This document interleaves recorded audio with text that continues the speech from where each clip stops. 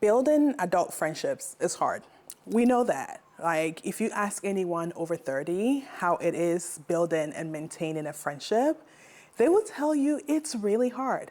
I just turned 40, and when I was 30 years old, I had exactly 0 friends.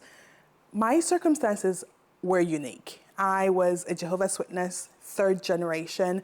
I had just come out as being lesbian, and I lost every connection I had, every friend I had, every supposed family that I had, and I had to start from scratch. And I think that's what began my obsession about what it takes to make and maintain friends.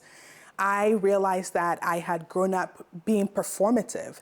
That's what I was taught, right? Be it in the congregation, you had to act a certain way, otherwise you get reported to the elders.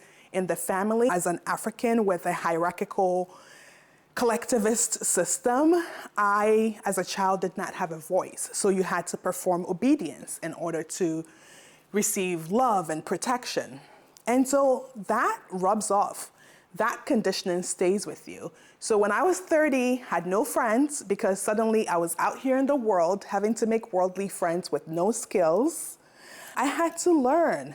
I had to learn relational skills, and that started my decade-long obsession with relational skills. If you don't know who I am, my name is Christabel. I'm a nurse. I've been a nurse for 13 years. I'm a writer, a teacher. I talk about relational skills for liberation because I think that instead of wasting our time pointing the finger and figuring out who is a red flag or a yellow flag, we would be better served figuring out the skills we need to build relationships that are dependable, that have love-centered boundaries, that can withstand ruptures, and also that we can show up boldly authentic in.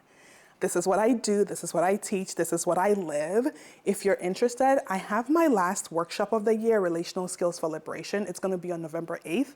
The link is in my bio to join the waitlist if this is your kind of thing. I think it's time to just stop figuring out who the red flag is and figuring out why we lack the discernment to move on from that relationship.